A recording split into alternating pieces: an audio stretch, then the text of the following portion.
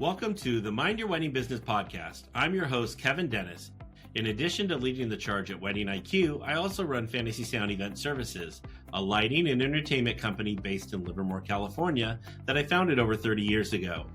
Each week on this podcast, you'll hear thought-provoking and empowering interviews with wedding professionals who have found success in the industry. If you're a business-minded wedding pro who loves love, but also cares about their bottom line, buckle up and get ready to learn from a new industry expert each week. All right, folks, welcome to another episode of Mind Your Wedding Business, and I'm here with Nora Culley today. How are you doing, Nora? Hi, Kevin. Good to see you. Thanks for having me. Good to see you too. And so Nora's here to talk to us today about how to make your company stand out without losing a broad appeal. And I'm really excited to kind of dive into this topic because it's one we've never talked about on the podcast. So I'm excited. So Nora, before we jump in, tell us a little bit about yourself and how we got you here today. Yeah, my name is Nora. I am the owner and creative director of Engaged With Nora, which is a wedding planning and design firm based in Cleveland, Ohio. We specialize in statement-making weddings for what I like to call cool couples. And to me, a cool couple is somebody who wants a wedding that is bold and authentic and rooted in intention. So our work varies, depending on who our clients are and what they come to us in terms of their ideas. I love it. All right. So we're going to dive right into this. So Nora, give us the quick overview of what makes Engage with Nora stand out. I think it's the fact that we don't shy away from who we are. Okay. When I first entered this industry, specifically in my market in Cleveland, I kind of saw planners that all looked the same. Everybody had like a blush or blue website. Their logos were usually very feminine with scripty with like a flower or a little frame around a monogram. And I like to consider myself a bit of like a rock star. So for those of you that are listening and can't see me, I'm covered in tattoos. I'm wearing a leopard turtleneck right now. When you picture a wedding planner, I'm probably not who you picture. And I think the thing that has made my company grow as fast as we have in the 5 years that we've been in existence, and the reason why couples find us is because I don't shy away from who I am personally in my business. I love it. Well, why would you want to shy away from who you are and bring it, that? I think that's what today's couples want. They want to connect with someone on a higher level, a different level than just the wedding. So absolutely. I find that, we do about 50 to 60 events a year. I have a team of 5 full-time planners, an additional 8 associate planners, and 25 assistant planners. We have a large team. Yeah. Not everybody on my team is exactly like me, and I like that diversity. We can match a client with the perfect planner for them because we have our planners out in the world. People know who they are. So we'll even get specific requests I want to work with Lily. We're perfect choice for your wedding. Garden wedding in May with pastels. That is Lily's vibe. We will get you set up with her. Yeah. But I think the individuality of each team member that I have makes us appeal to more people. Yeah. And it's not about the cohesiveness of the brand. It's about the personalities that come with working with a planner. Yeah, I love it. All right. So you've built this brand that feels distinct but widely appealing. So why is that such a hard balance for wedding pros to strike, you think? I think people think they need to show up as their most polished and professional self, both on socials, in meetings, at networking events. And what I found is that when you show up too polished, you've actually built a wall where people don't know who you are. I have thoughts and feelings and opinions, and I'm not afraid to share those thoughts and feelings and opinions. not only with my clients, but with my team and with our other collaborators within this Mhm. industry. Like, people know that, like, don't bring me a wedding that's blush and gold because I'm gonna be irritated the whole time, right? Yeah. So those vendors that I work with on a consistent basis bring me the clients that are best suited for me. Yeah. And that kind of transparency helps everybody. Yeah, I love it. All right, so I was just gonna say, I th something that you made me think of when you were talking is that, just last week, I did a Zoom call with a client, after coaching a little league baseball game, and I was still in my, like, little league stuff, and I'm like, "Hey, guys, sorry, I just got done coaching a little league baseball game and didn't have time to change," and they're like, "Lo," and then, like, the groom and I connected over, like, his little you know what I'm saying? So there's a way, like, when you were referring to, like, showing up, you have to be polished and look great every time. I don't think I think that's a myth, like you were saying. Like, you don't have to be that way because 'cause we're all real people. We're not always polished every day of our lives, so Oh, yeah. I tell my team members all the time, remind your clients that you're a human. Mhm. Remind them that you are not some robot behind a computer answering their emails. You Yeah. are a real person who has things outside of your job that you care about as well. And when you set those boundaries, you actually get more respect from your clients. Yeah, I agree. Alright, so what is the biggest mistake people make when they're trying to stand out in the wedding industry? I mean, I don't think there's really anything you can do wrong. I think obviously talking badly about other people is Yeah, going to make you stand out for the wrong reasons. But yeah. I think in terms of branding and personal style, you kind of can't go too far. But you need to know who your ideal client is first, right? Mhm. Like when I started this company, I sat down and I made my archetype, right? Who are my couples? What do they do for a living? Where do they live? What do they value? What restaurants do they go to? What music do they listen to? What TV shows they like? And I got really, really specific. And when you're starting out, not every client you work with is going to fit into that Mm-mm. archetype, but they're a stepping stone to getting to that ideal client. So there are weddings I've done where I'm like, that's probably not making it in the portfolio. That's probably not going to be shared on social. It doesn't Mm. align with where I want to be or what type of clients I want to work with. But knowing where I want to go is the first step because then I can gear everything toward that specific client. And what I have found is that even with my ideal client out there, Mhm. clients that may not align with me on a style basis still inquire. They're Yeah. still out and sometimes still book because couples are overloaded in an oversaturated market. Mm. In Cleveland, I can name 20 to 30 planners. Oh, wow. Just this city, and we're a mid-sized city. We're Yeah. not New York, we're not LA, we're not Miami. So, I can only imagine what couples in those larger cities are dealing with when they Yeah. have 100, 200, 300 vendors that are, out there promoting their work. So, what I found is that people get frustrated and tired of looking, and they end up going with who stands out most. Mhm.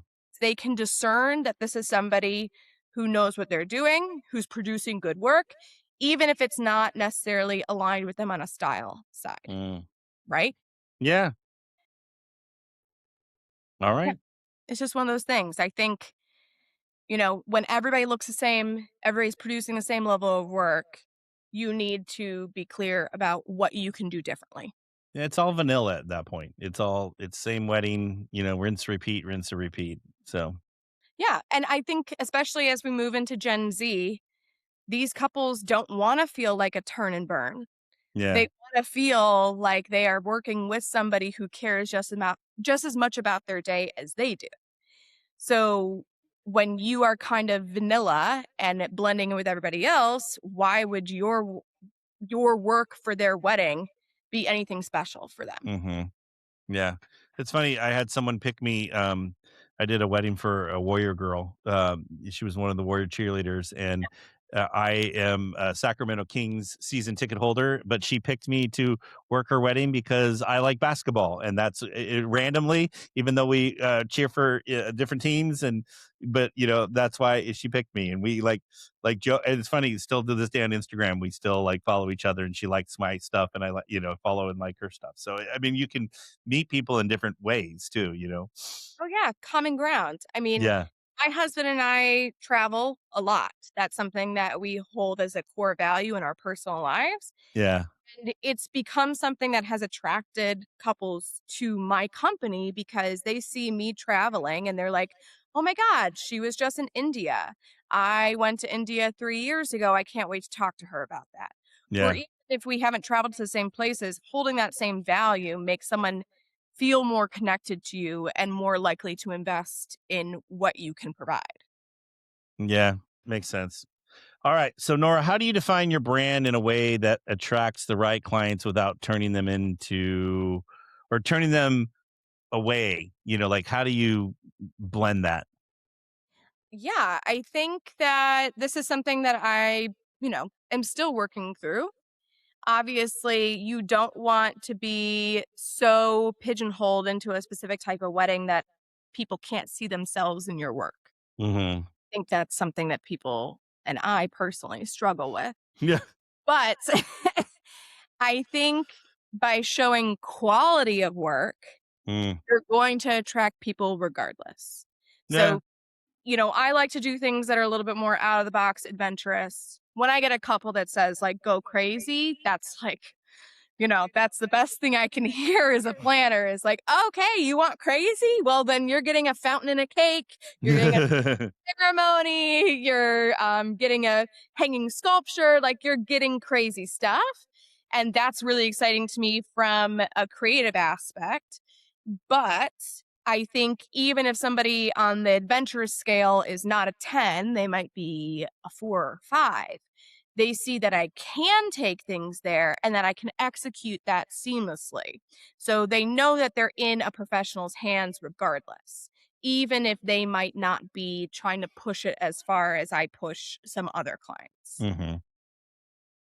Want to do more than just listen to the conversation? We're always looking for wedding pros to join us as a guest on the Mind Your Wedding Business podcast. If you have insight, experience, or lessons to share, we want you behind the mic. Apply to be a guest and come mind your business with us.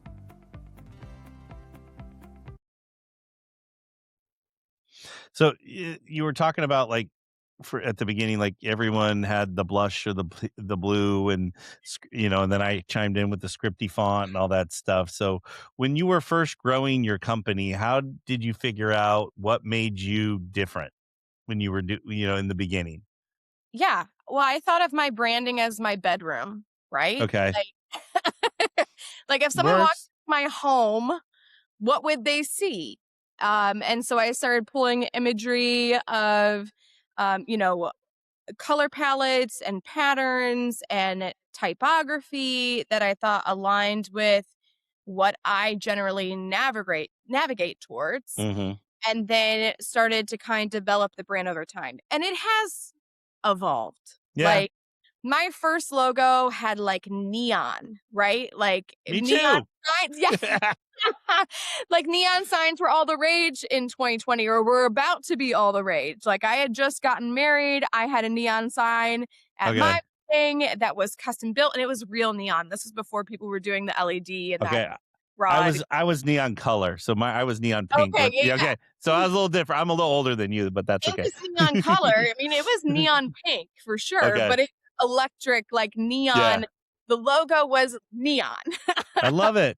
And, I quickly started to like develop that a little bit more. Then we went a little bit more into like black and white, crisp, clean, contemporary. Yeah. Then we went into like a whole tattoo motif. Uh, Okay. I have matching sparrow tattoos on my biceps, and sparrows are birds that mate for life. So I thought it was a really nice connection to the wedding industry. And so if you see like old things on my Instagram or like even painted on my bullpen wall our two sparrow birds. I love it.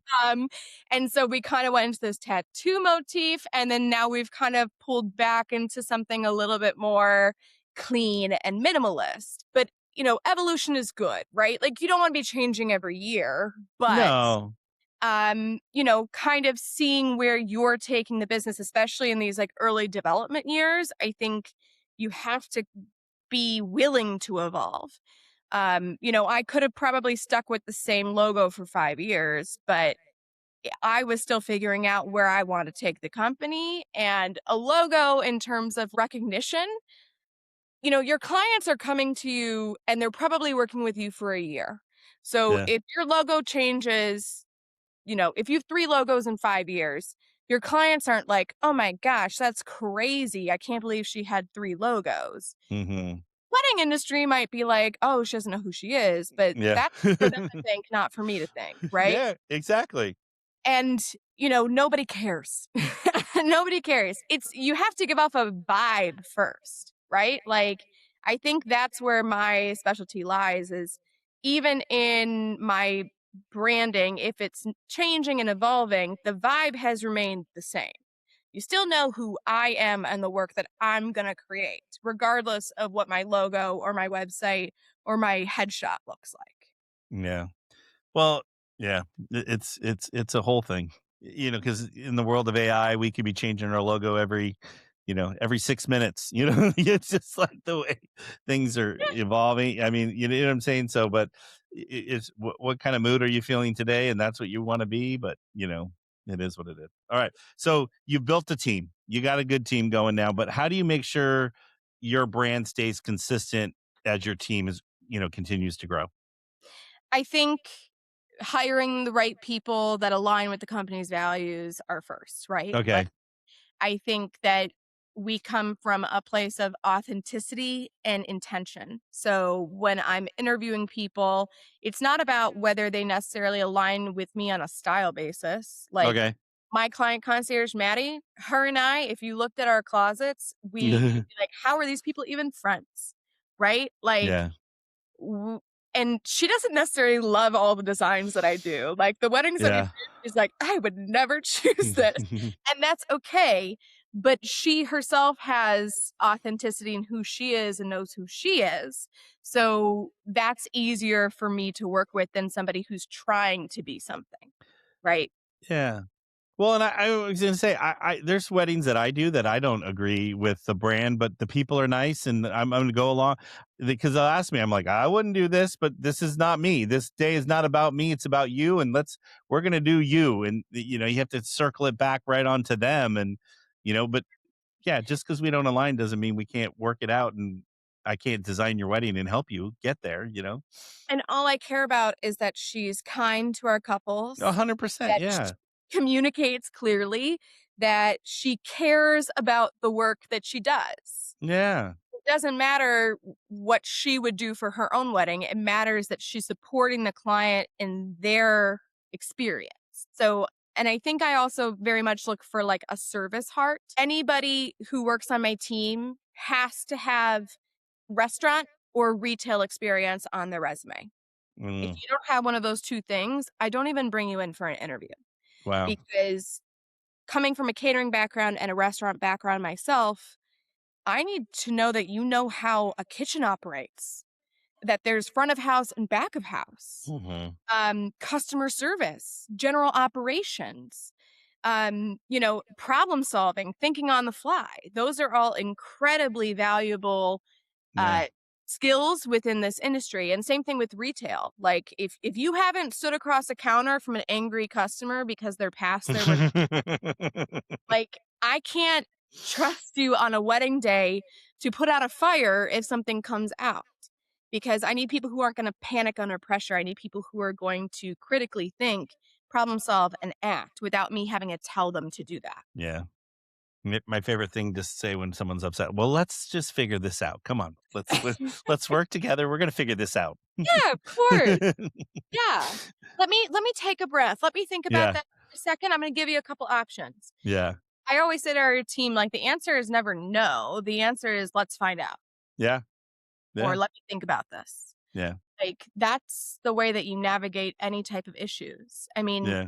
I've, never had a wedding from first meeting to execution be perfect, seamless, no issues, nothing comes up.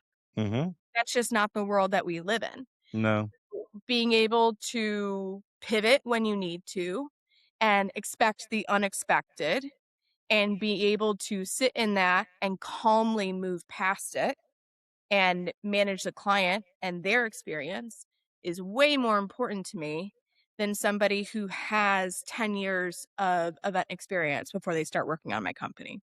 Yeah. Well, and it's always like half the time it's a shit show at a wedding is because it's a family, some kind of family drama, some Mm. kind of friend group drama. There's something in there that always, and even my wedding on Sunday, the mother of the groom kept telling me, I'm going to do this. And I'm like, well, on my paper, it says you're doing that, not this. And so, and I'm like, so let me get some clarification for you. And then I would go up to the groom and I'm like, you need to talk to mom because she wants to do this. Oh, yeah. I mean, talk about family going rogue. I once had a father give a 42-minute I speech.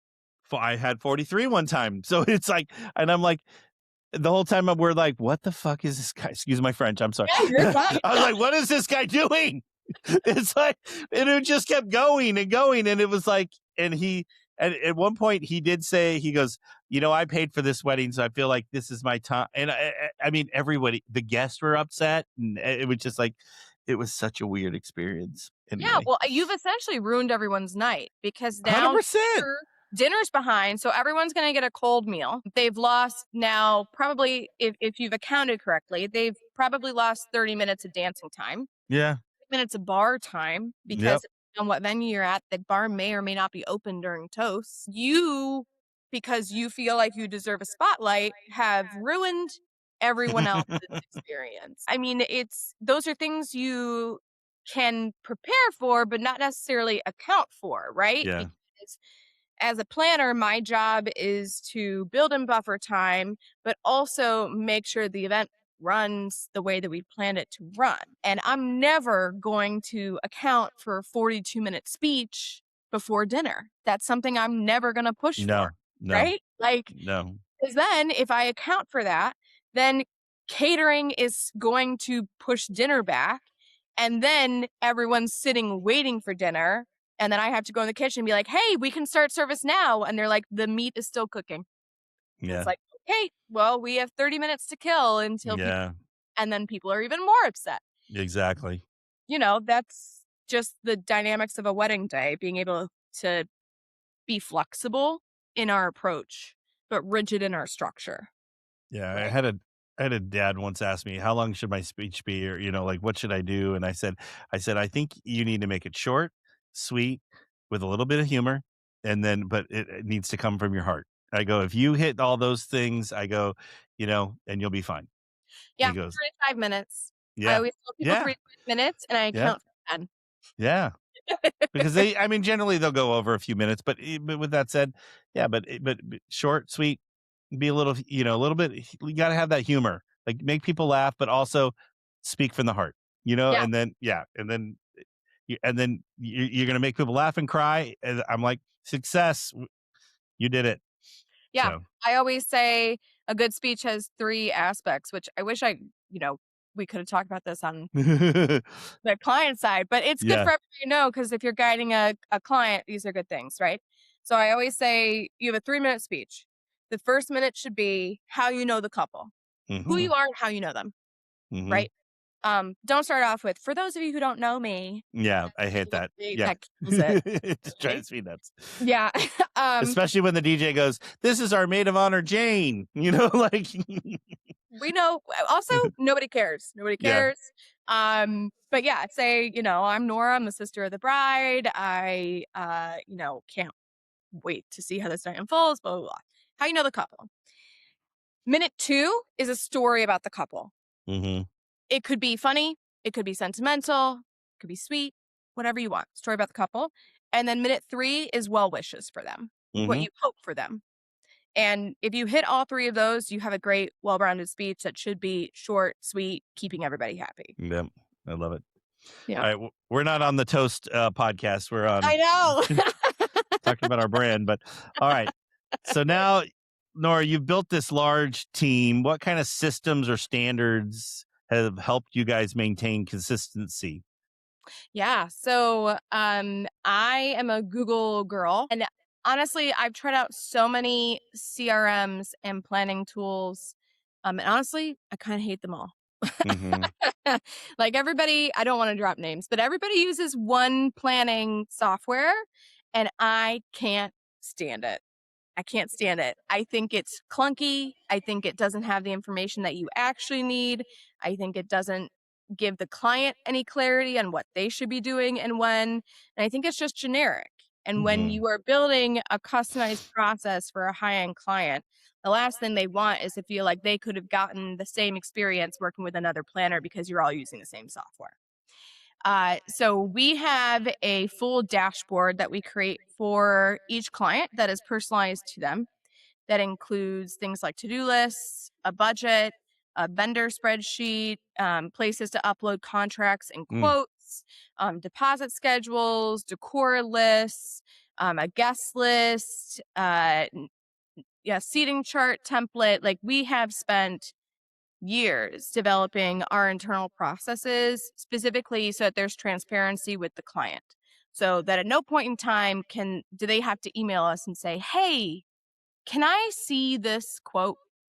They have access to that. And we Oh, do that's a whole nice. onboarding call with the client to show them how to use our systems so that Mm. they do have that accessibility that we want them to have. Yeah, it's awesome. Would I love to develop my own software someday? Absolutely. And maybe with AI that will be possible, but I found that is what works best. And our team, every client that works our team, whether they're a coordination client or a full weekend planning client, they all get access to these documents. We obviously have different versions of them depending on level of service and things like Mm-hmm. that, but everybody gets access to these things. And then I think something else that makes us stand out is our note taking and recap process. I was going to ask about like that and the communication. Like, how do you guys communicate internally? But Yeah. So I work on a 3-person team for all okay. our service clients. So I'm the creative director on that team. I'm the one that leads every meeting. I do the design. I do the timeline. I manage basically the big picture of the event. Maddie on my team is my client concierge. She is the one who is emailing the client, scheduling meetings, answering questions, and basically managing the client experience. And then Savannah on my team is my event producer. So she's the one handling back end operations, working with our vendor team, working on the production elements for the Okay. event. So the 3 of us work on every single client throughout the year. We're present on every meeting. We all work on the same client at the same time. And I found that it's a really good structure Mm-hmm. because then all the weight doesn't land on one person. So, Maddie has a son. If she has to run out because her son is sick and she needs to pick him up, we're okay, right? Mm-hmm. Because I can step in and email the client if the client needs to be emailed at that point in time. Yeah. Or I can, I'll still handle the meeting if she can't be present. Same thing with Savannah. If Savannah needs to take a vacation or she has a family obligation, she can step out. Same thing with me. If I need Mm-hmm. to step out, I have a team that can step in and handle things. So the client never feels like they're left hanging. And then from the vendor side, it's really, really helpful because we have checks and balances within our team. In our documentation, everything has to be so clear because all of us are working on it at the same time. So our timelines are typically 35 pages long, and include every detail you could ever imagine. The specific food that's being served at specific times, the ingredients that are in all signature cocktails, what each table is going to have on it and how many, the different types of linens, the napkin folds, the deliverables, everything that's coming in and out of the space, a hair and makeup schedule, emergency contact information, a social media guide. It has literally everything so that if a vendor needs access to something, they can find it in that paperwork instead of having to Mm-hmm. come to us with that. So if something needs to be updated, Savannah's probably the one updating that in the timeline and distributing that to the vendor team. But I'm also in that timeline looking at things. So if I see something that's updated that hasn't been changed, I can go in and do the same. And then same thing with Maddie. If, she gets an email from a client saying, actually, can we switch me and my mom's hair and makeup because we want to be at the same time? Maddie can go in and do that. Yeah. So we're all simultaneously working so that there's no missing of any information. Want to share your expertise with the wedding industry? Wedding IQ is written by wedding pros for wedding pros, bringing real insight, education, and experience to the forefront. If you have something to say and a passion for helping others grow, we'd love to feature your voice on the blog. Head to weddingiq.com to learn more about becoming a contributor.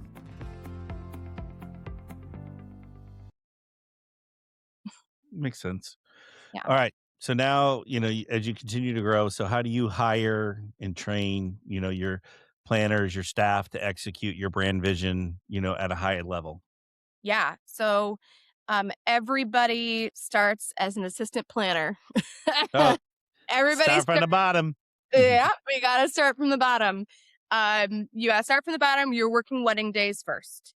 You need to know how the event runs before you can learn how to plan it, right? And you need to see a variety of events because not all events run the same way, right? Mhm. A 200-person 3-day event is going to be very different from a 100-person dinner party.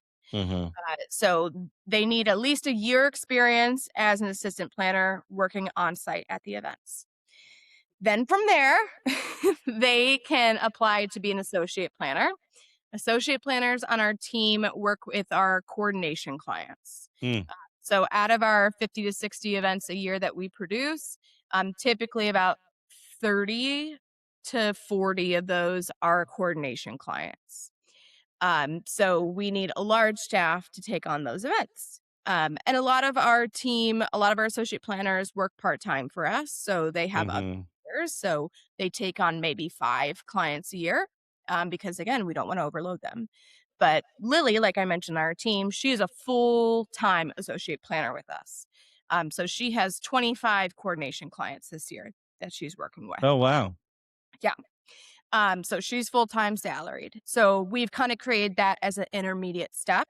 So you start part-time as an associate planner, and then we hire you on full-time as an associate planner. Take on a full load of clients. And then from there, you can start working on design. So for our cord clients, we also offer like a mood board package. So they can add on basically design services at the beginning of their planning process.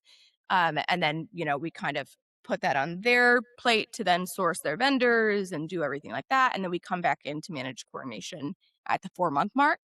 Okay. So then you can start working on design, and you work with myself and my director of sales, Casey. We both have arts degrees, so we help train up people on the design side. And then there you can start working with the full planning team. So Maddie and Savannah have both gone through that process with me. And the hope is eventually that we build additional 3-person teams. Wow. Okay. That we can take on even more full service clients. I love it. Yeah. It sounds like you got it all ready to go. So, you're learning every day, right? well, it's true. If you don't, you're foolish. So, Absolutely. All right. So where do you see wedding pros playing it too safe when it comes to their branding or their marketing? I think everybody wants their weddings to feel timeless.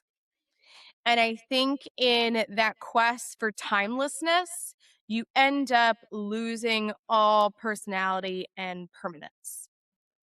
Like I always say, we don't go timeless, we go iconic. So I think people think that by keeping things simple and clean and more, for lack of a better word, elegant, they actually drain their brand and their wedding personality. Okay. And so I think you need to go back to rooting your process in the clients that you specifically are working for. Don't just build them a wedding, build them their wedding. The wedding. the wedding. Yeah. All right. So how can someone start standing out more without doing a complete like rebrand? Like make tweaks. Totally. I think getting your face out there is also Okay. helpful. On TikTok, I'll post a wedding. People will comment on that wedding, like usually asking questions because that's where all of our clients are right now is on TikTok. And so they'll ask a question and then I typically respond to that comment in a different video, face forward, answering that question for them. So Mm, now they feel like they got a personalized response from me. I'm giving them insights into the industry and they actually feel connection with not only my work, but with me as a human being, yeah. as a professional. So I think if you're not ready to do a full rebrand and if you have your 2026 and, potentially 2027 client load and you can't necessarily get new, more adventurous clients for that, I think putting yourself as the face of the business will always help. Yeah. Yeah. I think you're right. People they want to see a face. They want to see a personality when they're spending their money. So They also want to see opinions. yeah. People are coming to you because you're a professional and they need guidance.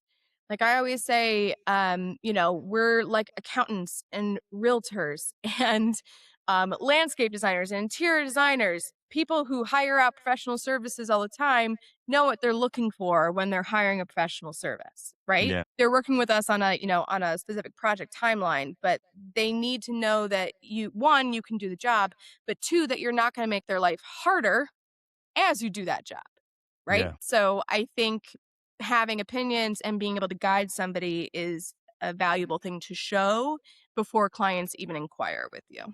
Yeah. All right. What role does client experience play in making the company truly memorable? Well, I think that's everything, right? Like Okay. I think whatever the end product is, if the client had a bad time in the year and a half that you were working with them, then what was the point, right? Why Yeah. did they hire you? I always say you can learn so much about a company by looking at their reviews and Mm. especially reading specific qualities that they talk about in those reviews. We actually had a mom reach out to us, which is usually a red flag for me, Yeah. but we had a mom reach out to us, and in the inquiry, she wrote saying, like, I am blown away by what people are writing about you and what Oh people wow. said about you. She's like, I'm not seeing that anywhere else in this region. Like these specific things that people are talking about that you do differently. So even the way that we onboard our clients, the way that we gift to our clients, the way that we communicate with them, timeliness, seamlessness, that Yeah. is all things that will not only give you a great review, but also great referrals. Hmm. Your business is built on referrals. So if somebody had a bad time with you, but the wedding was gorgeous, like they're probably still not going to refer you to their friends and family because you made their life hell for a year. Yeah. We actually just had a pair of sisters sign on to us. They're both getting married this year. We actually just executed Those one. poor parents. Yeah, yeah. Well, that's why they have planners, right? That's right. Yeah. Damn. But yeah, two sisters. We executed the first sister's wedding this past weekend. Um, Mhm. they were working with a different planning company. They came to us in February. Oh wow. And they actually reached out and said, we are so unhappy with the process with our current planner that we would like to terminate that contract and we want to work with you. Oh wow. It took one call to convert both sisters to work with us. Wow. One call. Yeah, that's easy. Easy, right? Yeah. Now that we've executed sister number one's wedding, that went seamlessly. Now, as we move into sister number two's wedding, there's even more trust, right? Yeah. Because Yeah. they know how we executed number one. They're not going to go into number two with any worry because they know the process and they know the expectation. So it's that kind of stuff that we see over and over and over again. The amount of couples that have come to us that have been working with somebody else first is shocking. Yeah, sounds amazing, like scary. Yeah. So, well, Yeah. I mean, think about it. I get married this weekend, and therefore I loved planning my wedding. Therefore, I'm going to become a planner. Doesn't mean I'm an expert. Doesn't mean I have the processes and the systems and everything in place, ready to go. And Yeah. so yeah. And I think when buyers are first out there, they are sticker shocked, right? Mm-hmm. So they don't necessarily see the value in your services because they're so overwhelmed by what things cost these days. I mean, Yeah. so that they're like, well, I just need a planner. I don't need the right planner. I just need a planner or Mm-hmm. a DJ or a florist or a venue. And then once they get into the process, they're like, what's a couple more $1,000 to get the planner, like to work with somebody that we know is going to be the right fit for us. And I think that's a mistake people make early on is like they're looking for the cheapest service they can get versus the best service they can get. Mm. Yeah, and that's where a lot of the wedding industry gets a bad rap, is because people decided to go that route, and it doesn't always work out that way. So, Yeah, all right. everyone, they're scammers. And it's like, well, they overpromised. They overpromised. And Yeah. that's something And that happens. under delivered. Yeah. So, Yeah. And it's something that yeah. you over time Yeah, that you need to know to not do. Yeah. exactly. So, a really important question. Okay, sister number 1 got married this last weekend. When is sister number two's wedding? How far August. apart? August. Okay, so not, I mean, a couple months apart, but not. Yeah, yeah. Still close though. That's pretty close. Very So, close. Yeah. that's a lot of pressure. It So, is. Well, it's less pressure now. Like, yeah, that's true. pressure was on number one Yeah. because, in this industry, you have one client at a time, right? So, like, if you underserve that client, it's like, oh man, I wish we could have done better for them. But it's not going to ruin the rest of your year. If sister number 1 was unhappy, then like today I would have been on a call with the Oh, entire yeah. family Yeah. about how we're approaching wedding number 2. But Yeah. now it's just ease. We just do what we do best, and the client knows that Yep. we're going to deliver. And Yeah. it's smooth sailing. So, Mhm. all Exactly. right. All right. So, we're getting ready to wrap up here. So, we're going to add one last question is, what does a strong, like scalable brand actually do for your business long term, you think? I think it cements your foothold in your market. Oh. I think that in an industry where there are constantly people entering, I hear of a new planner every day. Being firm in my brand and my processes means that no one's going to come in and take my clients from me. Mm-hmm. It means that I'm always going to be seen as a standard in this region and in this industry. Mm. So even, only being 5 years in, like my name is mentioned in the same breath as people who have been in this industry for 10, 15, 20 years. Oh, wow. So that's where I think the value is by Yeah. knowing who I was and knowing the service I wanted to create for our clients. It basically cemented me as one of the planners in this Yeah. market. Well, and the experience you want them to have too. So, yeah. Absolutely. Yep. All right. Well, thank you, Nora, for being here today. I enjoyed diving into this topic with you. So, can you tell our guests how they can connect and find you? Yeah, absolutely. On all socials, I'm at Engaged with Nora. You can also reach out via our website, engagednora.com. I'm always happy to answer questions and help newbies in this industry figure out who they are and what they want to be doing. So don't be afraid to reach out. Yeah, I love it. All right. And we'll have all of Nora's information in the show notes as well as in the email blast that goes out. And remind you, if you do not subscribe, hit the little subscribe button right there. And also sign up for the email blast because that's where you get all the additional information in there as well. So, Nora, thank you very much. Thanks, Kevin. Always a All right. pleasure. Always a pleasure. You agree. All right, folks, we'll see you next time on another episode of Mind Your Wedding Business. Thank you so much for tuning into another episode of Mind Your Wedding Business, brought to you by Wedding IQ. If you've got a topic you'd love to hear us cover, or if there's an area of your business you're struggling with, let us know and we'd be happy to help. Don't forget to check out our other episodes on Apple, Spotify, YouTube, or wherever you get your podcasts. And if you're a fan, we'd really appreciate it if you would subscribe and left a review. It helps more wedding pros find us and learn more from our guests too. Thanks again for listening to Mind Your Wedding Business. We'll catch you next time.